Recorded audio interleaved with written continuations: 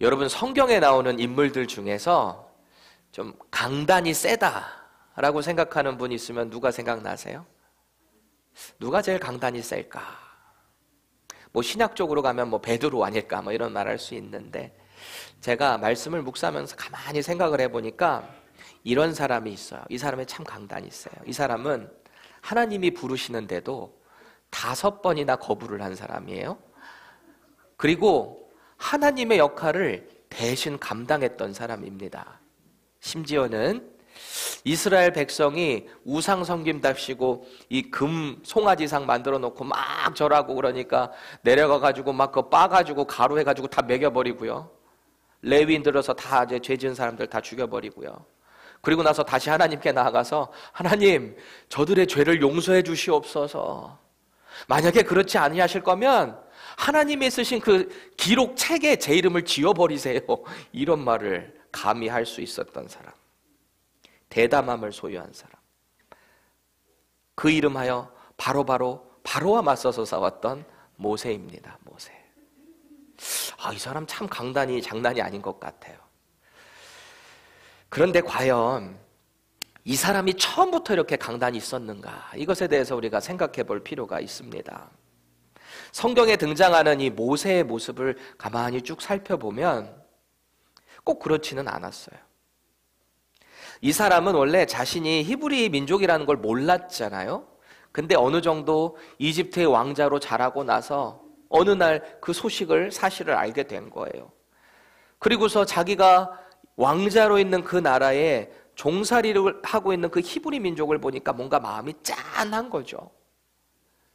그런데 어느 날 자기 민족을 학대하는 애굽 사람을 보고 욱한 거예요. 그래서 이걸 말리려고 한다는 게 쳐서 죽여버렸습니다. 살인을 저지른 거죠. 후에 그 살인이 들통나면 자기가 죽을지도 모르겠다라는 두려움 때문에 왕자의 직분이고 뭐고 다 버리고 도망갈 수밖에 없었던 겁쟁이 모세. 그래요.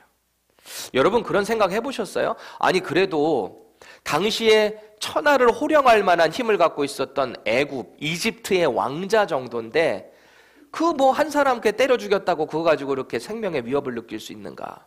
생각해 보셨어요? 왜 그랬을 것 같으세요? 어떤 학자는 이렇게 말을 합니다. 아마 모세가 쳐 죽인 그 사람이 이스라엘 사람들이 무슨 일에 동역이 됐죠? 뭐 라암센 뭐 신상이나 우상신전 그런 거 만드는 일에 다 거기에 일로 쓰였잖아요. 그러다 보니까 아마 어떤 우상 신을 섬기게 하는 신전에 사제를 쳐 죽이지 않았겠는가, 이런 추측도 해볼 수 있는 거죠. 그러니까 자신의 신분이, 원래 출신이 히브리 사람이라는 게 들통이 났는데 그 사람이 이집트가 섬기는 그 신의 신전을 섬기는 사람을 쳐 죽였다 하면은 생명의 위협까지도 갈 수 있는 거죠. 어찌 됐든 간에 이 사람은 도망칠 수밖에 없었어요. 자신을 키워준 어머니, 낳으신 어머니, 뒤늦게 알게 된 히브리 자기 가족, 친족 다 버리고 도망갈 수밖에 없었던 겁쟁이 모세입니다. 그런데 그 모든 과정을 쭉 살펴보면 하나님께서 이 당신의 종으로 쓰시기 위해 이 모세를 불러내신 거예요. 그리고 불러내신 걸로 끝난 게 아니라 엄청난 훈련과 연단의 기간을 거쳐서 비로소 하나님의 종으로, 지도자로 쓰셨다라는 사실입니다. 모세가 이 하나님의 위대하신 부르심 앞에 오늘 본문 전의 내용을 쭉 살펴보면요, 총 5번이나 하나님의 부르심을 거절하고 있습니다. 하나님이 또 그걸 참으세요. 그리고 인내하시고 그를 타이르시고 설득하셔가지고 그를 지도자로 세우는 거죠. 오늘 본문 내용이 사실은 출애굽기 3장부터 쭉 연결되는 하나의 스토리예요. 근데 이거를 우리가 봉독할 때 다 읽을 수는 없잖아요. 그래서 마지막 부분만 우리가 잘라서 읽었습니다. 하지만 우리가 본문 오늘 말씀을 나눌 때는 제가 전체적인 스토리를 중심으로 나눌 거예요. 그리고 그 가운데 하나님께서 모세를 부르시는 이 부르심 앞에 저와 여러분들은 어떻게 반응해야 되는가, 이런 포커스를 가지고 우리가 함께 은혜를 나눌 수 있기를 축복드립니다. 우리 모두에게는 각자의 전성기가 다 있어요. 그렇죠? 저 같은 경우에는 지금 제 이 몸을 보면은 전성기가 저 사람이 있었을까 싶기도 하지만 제가 오늘 놀랐어요. 이 양복이 사실은 9년 전에 한국에 갔을 때 어떤 분이 사주셨거든요. 우리 친척분이 좋은 걸로 사주셨는데 하필이면 이거 너무 크게 맞춰주셔가지고 그때는 제가 이거 잘 못 입었어요. 너무 아저씨 같고 막 그랬는데 오늘 아침에 이걸 딱 입으니까 너무 이렇게 딱 맞는 거예요. 그때 이거 맞춰주신 그 분이, 일하시는 분이 그랬거든요. 그때는 제가 지금 정도 몸은 아니었으니까 앞으로 이렇게 더 불어나실 거니까 크게 입어야 된다는 거예요. 근데 이거 되게 좋은 양복이었거든요. 그때 누가 사주셨을 때. 근데 너무 아까운 거예요. 아무리 입어도 이게 뭔가 폼도 안 나는 것 같고. 근데 오늘 9년이 지난 후에야 드디어 이게 빛을 발하고 있습니다. 땡큐입니다. 정말 땡큐.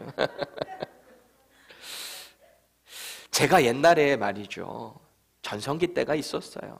제가 음악하고 드럼 칠 때 정말 수많은 팬들까지는 아니어도 그래도 어느 정도의 팬들을 데리고, 오빠 부대를 데리고 공연을 했을 때가 있었단 말이죠. 여러분들에게는 어떤 전성기가 있으세요? 되게 남자들은 왠지 이런 남자의 그 부심이 있잖아요. 나 옛날에 주먹 좀 썼다, 나 싸움 좀 잘했다, 뭐 이렇게 말하는 분들도 있고. 우리 자매님들 같은 경우는 어떠세요? 나 옛날에 한미 뭐 했다, 나 뭐 남자들 많이 울렸다, 뭐 이런 자매님들 있죠. 이젠 더 이상 울리지 마세요, 남자들. 다 어떤 전성기들이 있어요. 전성기라고 하면 각자의 그 화려했던 그때를 떠올리기 마련이잖아요. 그런 생각으로, 관점으로 오늘 모세의 전성기를 한번 생각해 봤어요. 모세에게는 어떤 전성기가 있었을까? 남반구 최고의 강국이었던 애굽이라는 나라의 왕자로 자랐어요. 그렇죠? 그 왕궁의 최고급 교육과 최고급의 음식을 먹을 때가 있었단 말이죠. 또 본인이 마음만 먹으면 어떻게 할 수 있는 위치까지 올라갈 수 있는 사람이 바로 이 왕자 신분의 모세였단 말이에요. 그런데 그 한순간의 충동 때문에, 자기 민족, 히브리 민족 구한답시고 그 충동 때문에 사람을 죽여서 도망자 신세가 된 이 모세의 상황이잖아요. 모세 입장에서 생각해 보세요. 얼마나 기가 막혔을까요? 엊그제까지만 해도 내가 왕궁에서 왕자님 이러면서 시중을 들었는데 지금은 광야에 전락해서 도망자 신생이 된 지금 상황 말이죠. 하루하루를 얼마나 신세한탄하며 지냈을까요? 아유, 내가 그때 한번 참을걸. 내가 그때 그러는 바람에 내가 지금 이 꼴이 뭐냐. 오죽했으면 모세가 자기 아들을 낳게 됐는데 그 이름을 뭐라고 짓죠? 게르솜. 게르솜의 뜻이 뭐냐면, 어감도 별로 안 좋아요. 게르솜이 내가 이방에서 나그네가 되었다라는 이름의 뜻이에요. 보통 히브리 사람들, 이스라엘 사람들은 자기가 이 처한 상황을 가지고 자녀들의 이름을 이렇게 부여하는 경우가 많았거든요. 모세가 그렇게 지었어요. 많은 설교자들이 이 게르솜이라는 이름을 인용해서, 여러분, 우리는 게르솜과 같은 삶을 살아야 합니다. 이곳은 우리가 잠깐 머무는 그런 나그네 같은 인생을 살아가야 됩니다. 우리가 정말 가야 될 곳은 저 천국입니다. 아멘이에요. 정말 맞는 말이긴 한데 실제 이 모세의 상황을 한번 생각해 보시자고요. 모세가 정말 저 천국을 소망하면서 아들 이름을 게르솜이라고 지었겠냔 말이에요. 그 이름을 지어줄 때 모세의 심경이 어땠을까 싶어요. 자기 동족이라고 기껏 도와줬더니 대드는 상황이 노출되면 자기 신분이 노출될까 봐 도망갈 수밖에 없었던 그 상황. 조금만 참았어도 이 정도 지경까지는 안 왔을 텐데요. 모세가 얼마나 후회를 막심했겠어요. 그 화려함, 전성기 다 뺏기고 지금은 그냥 광야에서 떠도는 그런 신세. 지금은 장인의 양이나 치고 있는 목동의 신세 말이죠. 그렇게 여러 해가 흘렀습니다. 그런 삶을 반복하고 살다가 여러 해가 흘렀는데 출애굽기 3장에 보니까 그는 여전히 처가살이를 하고 있어요. 그래서 장인 이드로의 양을 치고 있습니다. 그래서 어느 날은 양들을 쭉 데리고 서쪽 광야 쪽으로 쭉 양들을 데리고 갔어요. 이 목동들이 하는 일이 뭐겠어요? 양들이 먹을 수 있는 초장 찾아가지고 계속 돌아다니는 걸 거 아니에요. 그렇게 서쪽으로 옮겨가는데 희한한 상황을 보게 되는 거예요. 출애굽기 3장 1절 보세요. 모세가 그의 장인 미디안 제사장 이드로의 양떼를 치더니 그떼를 광야 서쪽으로 인도하여 하나님의 산 호렙에 이르매. 그래요. 하나님의 산 호렙에 이르렀다라는 거예요. 어쩌면 모세는 여전히 자기 신세를 한탄하면서 아유 빨리 와 이것들아 양들아 막 이러면서 갔었을지도 모르겠어요. 아무 생각 없이 장인의 양떼를 치고 있다가 호렙산 근처에 다다랐는지 몰라요. 그런데 거기서 신비한 광경을 목격하게 됩니다. 이집트에 가면 실제로 떨기나무라는 게 이런 가시덤불 같은 거거든요. 그렇게 높지 않고 한 요 정도 되는 높이에 가시덤불이 여러 곳에 있는데 흔하게 그 가운데 불이 활활 타는 게 보이는데요. 거기서 주의 사자가 거기서 탁 나오는 거를 멀리서 이게 본 거예요. 그런데 이렇게 보니까 불이 분명히 붙었으면 떨기에 가시나무에 불이 붙었으면 그게 후루룩 떨어져야 되잖아요. 근데 떨어지지가 않고 계속 타고 있는 신비한 광경을 보게 됩니다. 그래서 이거 신기하다. 그래서 거기 가까이 간 거예요. 그런데 그때 하나님의 음성이 들려요. 참 이 장면의 그 스토리가 내러티브가 얼마나 이렇게 생동감이 있는지 이게 모세가 걸어오는 거를 하나님이 보셨대요. 가까이 딱 오니까 하나님이 부르시는 거예요. 저는 정말 어떤 음성이었을까 궁금해요. 정말 우리가 알고 있듯이 모세야 이렇게 부르셨을까 너무 궁금해요. 하나님의 음성이 들리는 거예요. 얼마나 압도적이고 깜짝 놀랐든지 거기서 엎드려질 수밖에 없는 거예요. 그리고 자기 얼굴을 이렇게 가릴 수밖에 없는 거예요. 하나님의 음성이 얼마나 압도적이었던지. 그리고서 하나님께서는 그에게 소명을 허락하시는 장면이 우리 본문에 앞서 있는 출애굽기 3장 7절부터 10절입니다. 우리 다 같이 천천히 한번 읽어볼게요. 시작. 여호와께서 이르시되 내가 애굽에 있는 내 백성의 고통을 분명히 보고 그들이 그들의 감독자로 말미암아 부르짖음을 듣고 그 근심을 알고 내가 내려가서 그들을 애굽인의 손에서 건져내고 그들을 그 땅에서 인도하여 아름답고 광대한 땅 젖과 꿀이 흐르는 땅 곧 가나안 족속, 헷 족속, 아모리 족속, 브리스 족속, 히위 족속, 여부스 족속의 지방에 데려가려 하노라. 이제 가라. 이스라엘 자손의 부르짖음이 내게 달하고 애굽 사람이 그들을 괴롭히는 학대도 내가 보았으니 이제 내가 너를 바로에게 보내어 너에게 내 백성 이스라엘 자손을 애굽에서 인도하여 내게 하리라 이렇게 들린 거예요. 이 소명을 딱 받고 나서 이 모세의 마음이 어땠을 것 같으세요? 가뜩이나 가시떨기나무 막 불타는 것도 신기해서 갔더니 하나님의 음성을 직접 듣는데 하나님께서 어떤 소명을 주시는 거예요.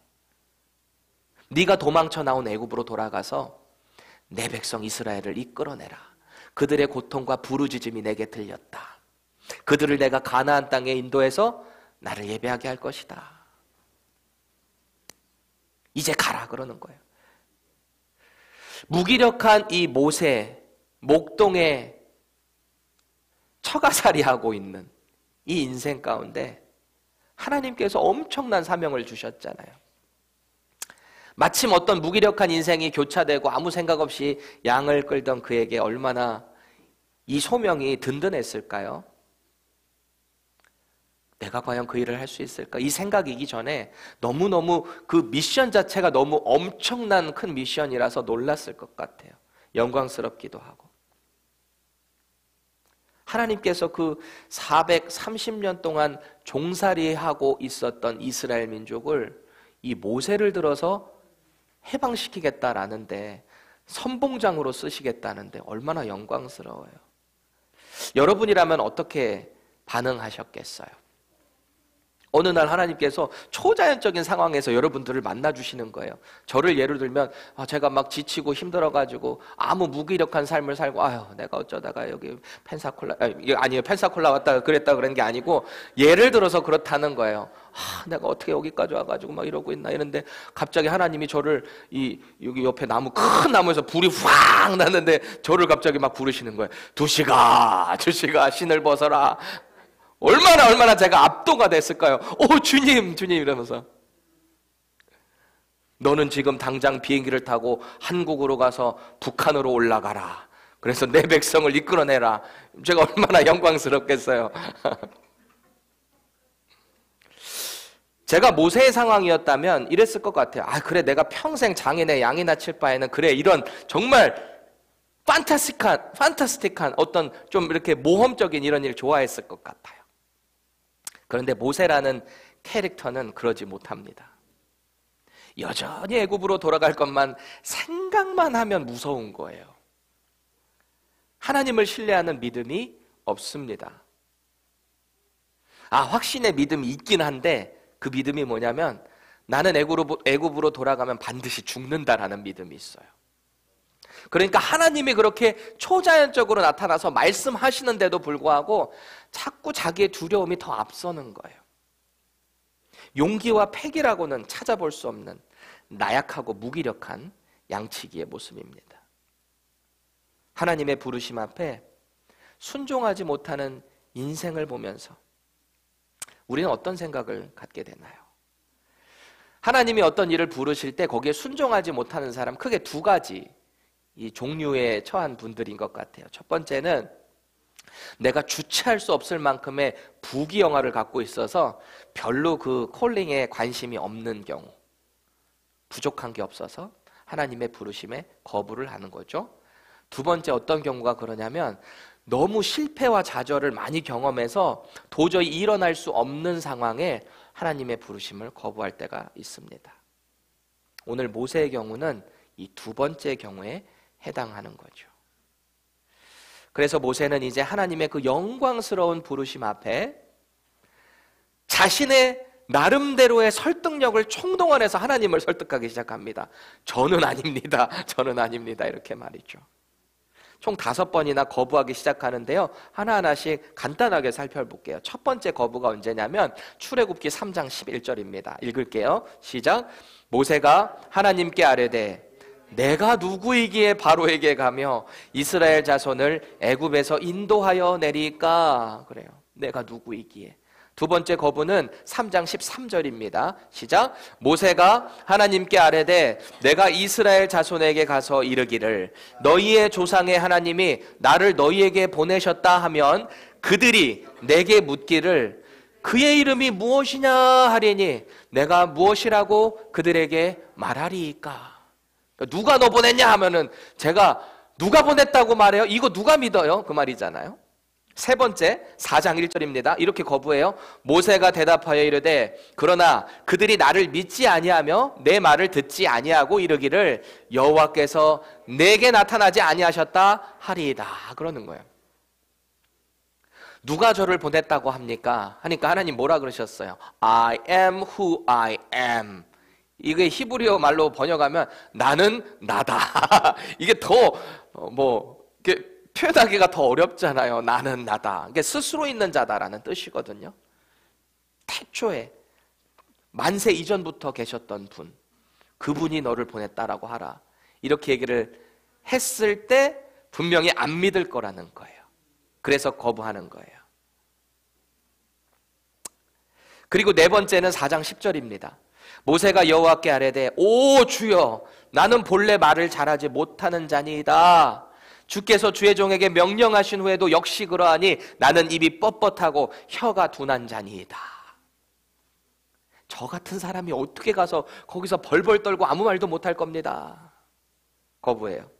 그리고 마지막으로 모세 최후의 발악인데요. 4장 13절 말씀 보세요. 모세가 이르되 오 주여 보낼 만한 자를 보내소서. 그래요.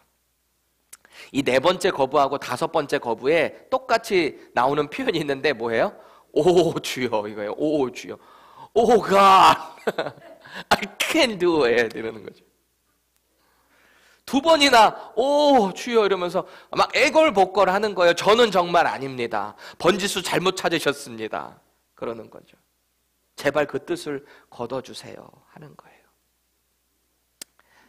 그런데 하나님께서 모세의 이런 나약한 변명 가운데서도 끝까지 포기하지 아니시고 계속 그를 설득하고 권면하고 결국 쓰시겠다라고 용기를 주십니다. 우리 하나님이 그러신 분이에요. 저와 여러분들을 쓰시겠다라고 하시면 어떤 방법을 총동원해서라도 우리를 쓰실 줄 믿으시기 바랍니다. 하나님은 그런 능력의 하나님이세요. 만약에 근데 그럴 일도 없고 그래서도 안 되지만 제가 만약에 그때 하나님의 입장이었다면 이렇게 모세를 부르고 계속 제가 쓰겠다고 하는데 이렇게 거부를 5번이나 하잖아요. 그러면은 정말 많이 양보해서 저는 3번까지만 그래 그랬다가 4번째 야 그만둬 그래 네 말한 그래 아론 내가 데려다가 할게. 너는 앞으로 거기 얼씬도 되지만 나 이럴지도 모르겠어요. 14절 말씀 보세요. 여호와께서 모세를 향하여 노하여 이르시되 레위 사람 내 형 아론이 있지 아냐. 그가 말 잘하는 것을 내가 아노라. 그가 너를 만나러 나오너니 그가 너를 볼 때에 그의 마음에 기쁨이 있을 것이라. 여기서 우리가 주목해야 될 표현이 그 하나님의 부르심에 자꾸 거부하게 되잖아요. 5번이나 거부했잖아요. 하나님도 결국에는 이 진노를 하시더라고요. 주님의 부르심에 믿고 따르는 지혜가 있기를 축원합니다. 괜히 버팅기다가 하나님 노하시면 괜히 고난만 더해집니다. 훈련이 더 길어집니다. 말씀 가운데 기도 가운데 하나님의 부르심이 있다면 믿음으로 순종하셔야 돼요. 제가 한 가지 팁 알려드릴까요? 하나님 정말 이거 아닙니다. 저 이거 못합니다 하면 하나님 꼭 그거 시키더라고요. 여러분들 많이 보셨죠? 주의 종들 중에 그런 사람 참 많아요. 하나님 제가 어떻게 못합니다. 저는 입이 뭐 뻣뻣하고 못하고 제가 지금 뭐 이렇게 뭐 자식들이 막 딸려있는데 이거 제가 어떻게 그게 갑니까 하면 하나님 반드시 쓰십니다. 부르세요. 어떤 상황을 만들어서더라도. 그래서 저 어렸을 때 그런 간증 참 많이 들었어요. 하나님 부르시는데 거기 뻗팅기고 안 가고 하다가 하나님이 치시는데 막 건강을 치시고 뭐 가족 치시고 뭐 이래가지고 천부여 의지 없어서 손 들고 돌아옵니다. 이런 간증을 얼마나 많이 들었는지 몰라요. 그래서 제가 이 자리에 있는지도 모르겠어요. 우리 엄마가 저 서원했거든요. 어렸을 때. 그런 간증을 하도 듣다 보니까 나도 계속 음악의 길로 가다가 하나님이 날 칠 수도 있겠구나. 미리 머리를 쓰고 준비를 늘 했는데 이렇게 빨리 돌아올 줄은 몰랐죠. 그렇게 믿음에 순종하고요. 하나님의 부르심을 믿음으로 가게 되잖아요. 그러면 신앙생활이 행복해요. 재밌어요. 왜냐하면 내가 어떤 일을 할 때 나는 절대 못하는 일이거든요. 근데 그 일을 하나님이 도와주시고 사람 붙여주시고 그 일이 막 굴러가고 오히려 더 많은 영향력과 어떤 열매들이 맺혀지는 걸 볼 때 신기한 거예요. 재밌어요. 저 작년 여기 11월에 왔잖아요. 담임 목회 시작하러 왔잖아요. 지금 벌써 뭐 4개월도 안 됐죠. 지금 많은 일들이 하나님이 얼마나 크게 역사하시고 부어주고 계십니까? 저도 처음에 왔을 때는 내가 과연 이걸 담당할 수 있을까? 하나님 아십니다. 이제 하나님은 사람을 붙여주는 것도 부족하셔서 자신감이 완전히 바닥에 떨어져 있는 이 모세를요 확 들어 올려주세요. 이 특권을 주시는데 이런 특별 전형도 없는 것 같아요. 우리 다 같이 16절 읽겠습니다. 시작. 그가 너를 대신하여 백성에게 말할 것이니 그는 내 입을 대신할 것이요 너는 그에게 하나님같이 되리라. 아멘. 아론 말 잘하는 사람 붙여서 하나님의 일을 내 입술을 통해서 하게 하는 것도 모자라서 이 아론이 말하는데 모세가 하나님처럼 되게 만들어주겠다. 그러는 거예요. 이 구절을 조금 생동감을 살려서 현대인의 성경으로 16절 보면 그가 너를 대신해서 백성들에게 말할 것이며 그는 너의 대변자가 되고 너는 마치 그에게 하나님처럼 될 것이다. 하나님이 말씀하셔서 선지자들이 말을 선포하는 것처럼 자기가 아론한테 얘기하면 아론이 그 말을 대변하잖아요. 그러니까 이 아론에게 마치 하나님처럼 된다. 이 얼마나 특별 전형이에요. 한국 속담 중에 제주는 곰이 부리고 되놈이 가져간다 이런 말도 있는데, 그것도 모자라서 창조주 하나님의 그 영광과 권능과 위엄을 한낱 피조물인 이 인간이 누리게 하게 하시겠다. 그게 우리 하나님이세요. 왜요? 하나님이 부르실 때 그렇게 하시겠다는 거예요. 우리 하나님은 당신의 일을 이루기 위해서 연약하고 자존감이 약하고 능력 없는 사람에게 능력을 주실 뿐만 아니라 사람도 붙여주세요. 그래서 당신의 능력을 나타내신다는 거예요. 믿으시기 바랍니다. 혹시 하나님으로부터 받은 소명에 예전에는 막 뜨거웠는데 지금 조금 이렇게 차가워진 분들 계신가요? 주님 처음 만났을 때 주님 제가 이걸 감당할 수 있을까요? 그래도 해보겠습니다. 처음에는 막 그랬는데 시간이 점차 지나다 보니까 지금은 제가 언제 그랬어요 하나님? 이러는 분 혹시 있으세요? 인격적으로 예수님을 경험하고 주님 저는 이제 평생을 하나님의 영광을 위해 살겠습니다 이랬던 것을 다 잊어버리고 그 모든 결단의 다짐들 다 잊어버리고 계시진 않는가요? 혹시 저 같은 사람이 어떻게 이런 일을 감당할 수 있겠어요? 하나님의 부르심에 이렇게 반응하고 계신 분 있으신가요? 오늘 본문 보니까 아니죠? 그렇게 하시면 안 돼요. 하나님이 우리를 부르신다는 것은 당신께서 그 일을 이루어 가시겠다라는 하나님의 의지를 믿으시기 바랍니다. 성경은 언제나 하나님께서 부르시고 택하시는 것이 전적인 하나님의 주권이래요. 우리가 그 일을 할 수 있는 게 아니라 하나님이 주도적으로 그 일을 하시는 거예요. 인간의 노력으로 우리가 어떤 것을 헌신함을 통해서 그 부르심을 획득할 수 있는 게 아니에요. 하나님이 하시는 거예요. 이 하나님의 주권에는 그 누구도 변명할 수가 없어요. 왜냐하면 하나님은 불의가 없으시기 때문입니다. 우리 로마서 9장 15절에서 16절 다 같이 읽겠습니다. 시작. 모세에게 이르시되 내가 긍휼히 여길 자를 긍휼히 여기고 불쌍히 여길 자를 불쌍히 여기리라 하셨으니 그런즉 원하는 자로 말미암음도 아니요 다른 박질하는 자로 말미암음도 아니요 오직 긍휼히 여기시는 하나님으로 말미암음이니라. 아멘. 노력한다고 얻을 수 있는 게 아니에요. 하나님의 주권입니다. 하나님께서 누군가를 사용하시고 그를 크게 하시겠다라고 하는 것은 하나님의 전적인 은혜예요. 하나님의 주권인 줄 믿으시기 바랍니다.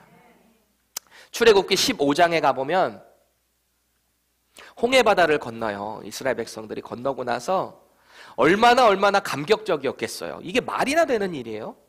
뒤에는 애굽의 군대가 따라오고 있고 옆에는 쫙 평지인데 어디로 도망갈 수도 없고 앞에는 홍해바다가 가로막고 있어요.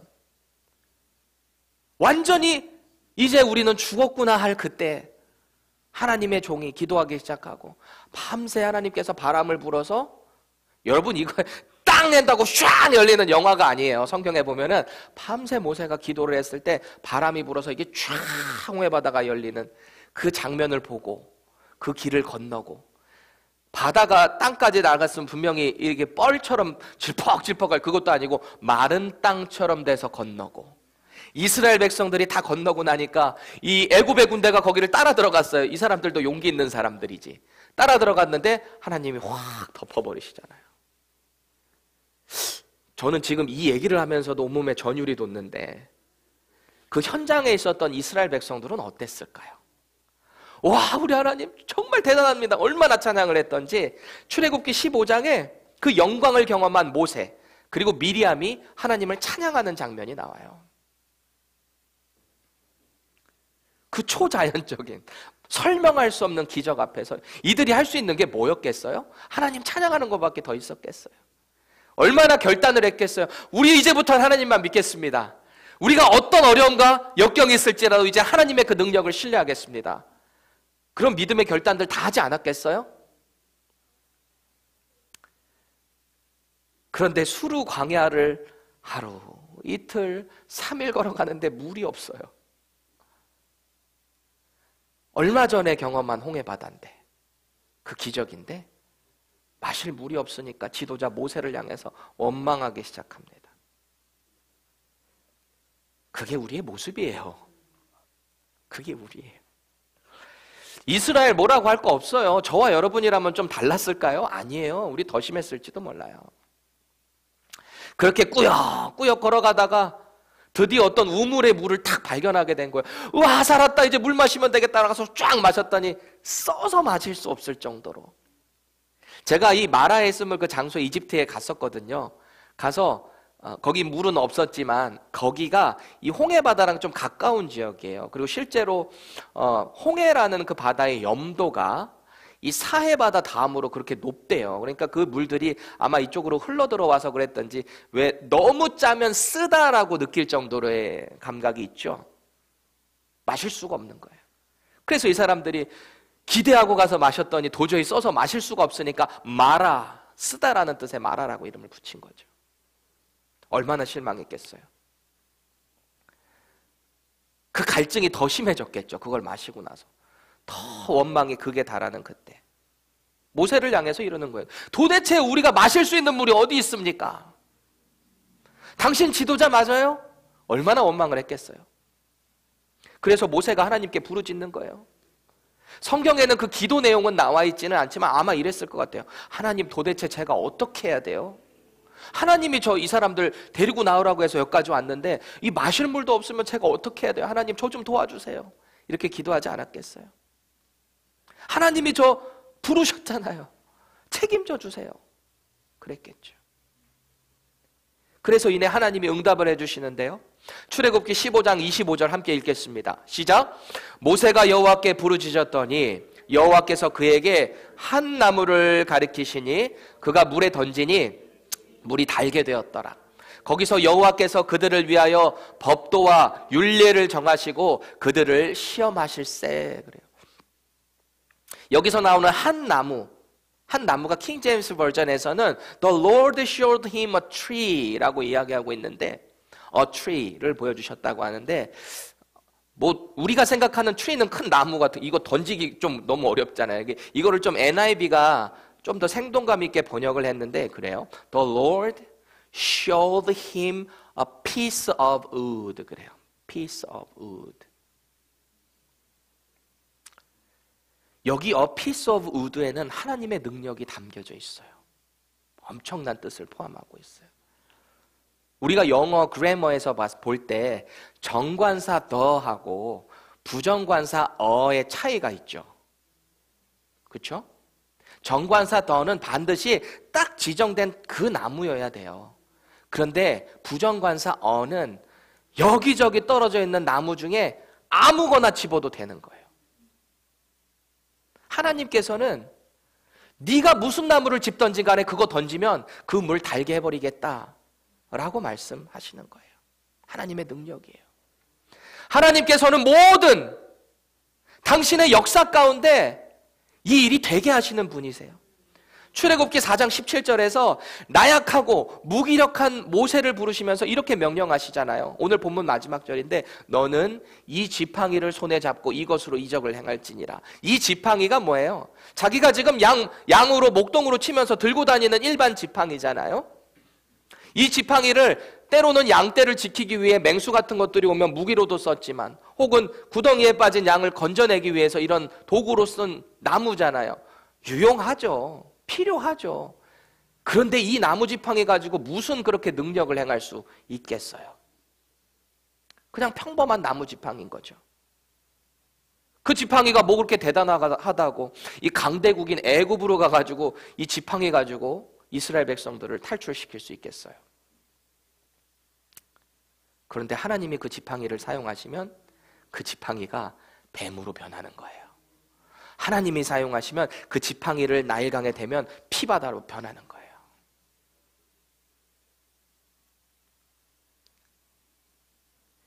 나무 지팡이 같은 저와 여러분이 전능하신 하나님의 그 능력에 붙들림 받을 때 우리는 역사를 경험하게 되는 것입니다. 예전에 제 마음을 뜨겁게 하는 한 자매님의 간증을 들은 적이 있어요. 이 자매님은 달라스에서 일반 미국 뉴스에서 리포터로 활동을 하셨던 자매님인데 제가 섬겼던 교회 집사님의 며느리였어요.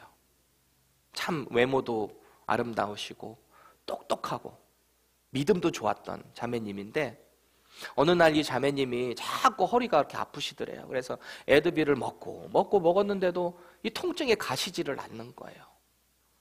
그래서 너무너무 심해서 어느 날 병원을 갔더니 정밀 진단을 받았더니 그 결과는 척추뼈, 간, 폐에 이미 암세포가 쫙 퍼져 있었어요. 암 말기. 근데 이 자매님 나이가 40대 후반밖에 안 됐어요. 얼마나 절망적이에요? 하나님 열심히 섬기고 신앙생활 열심히 하면서 자기의 삶에 최선을 다해서 살았던 이 자매가, 믿음의 집안에서 그렇게 살아갔던 자매가 이런 절망적인 결과를 맞았을 때 여러분들이라면 어떻게 하시겠어요? 그저 절망적인 걸 떠나서 여러분 그 상황에서 뭐 하시겠어요? 사과나무 심으실래요? 어떻게 하실 거예요? 이제 인생이 얼마 남지 않았다라는 생각을 들었을 때, 시한부 판정을 받고 나서 병원에서 몰핀 주사를 맨날 맞아요. 고통이 너무 심하니까 어쩔 수 없이 이제 뭐 정말 오래 가봐야 한 달도 넘지 않은 그 상황에서, 근데 이 자매가 뭘 하고 있는가? 제가 그 어머니를 통해서 전해 들었는데 제가 눈물이 너무너무 많이 났어요. 그 자매가 불쌍해서가 아니라 제가 불쌍해서. 그 자매가요, 그런 이 시한부 환자들은 이게 웹사이트에 자기의 병에 대한 어떤 업데이트를 올리게 될 수 있는 그런 사이트가 있더라고요. 그래서 자기의 하루하루를 이제 기록해 나가면서 좀 이렇게 역사로 남기는 사이트가 있었는데 이 자매가 거기서 매일매일 그리스도의 복음을 전하는 거예요. 매일매일. 내가 지금 어떤 삶을 살고 있는지, 이 병을 주신 게 하나님이 주셨다. 그래서 나는 이 짧은 순간에도 그 하나님의 부르심에 신실하게 복음을 전하겠다. 한 명이라도 더 하나님 나라에 가게 하려고 그렇게 나는 복음을 전한다. 행복하다. 그런 말을 들었어요. 이 있을 수나 있는 일이에요? 그렇게 끝까지 사명을 다하다가 결국 주님의 품에 안겼어요. 저와 여러분들은 어떤 마음으로 하루하루를 살아가고 계신가요? 매일 반복되는 우리 일상 가운데 내가 지금 왜 살고 있는지, 하나님을 혹시 원망하면서만 살고 있지는 않나요?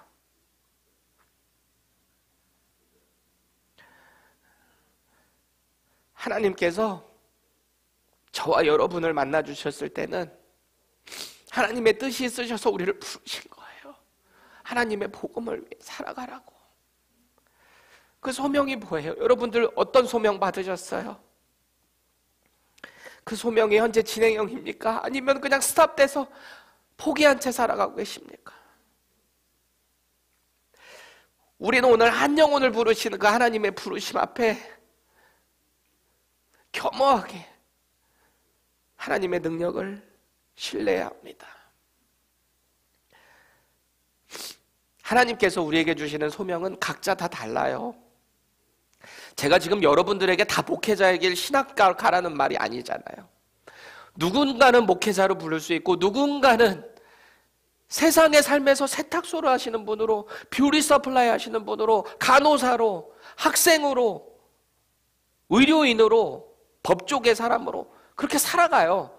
다 각자의 콜링은 그 삶 속에서 하나님의 복음의 증인으로 살아가라고 우리를 부르신 거 아닐까요? 그 소명의 핵심에는 각자의 삶에서 예수님의 증인으로 살아가야 되는 거예요. 오늘 모세에게 소명을 허락하시는 이 하나님의 부르심에 가장 감동적인 클라이맥스가 어딘지 아세요?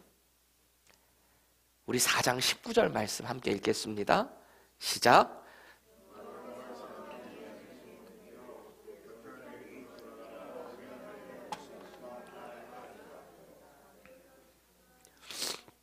여러분 이거 보실 때 무슨 마음이 드세요?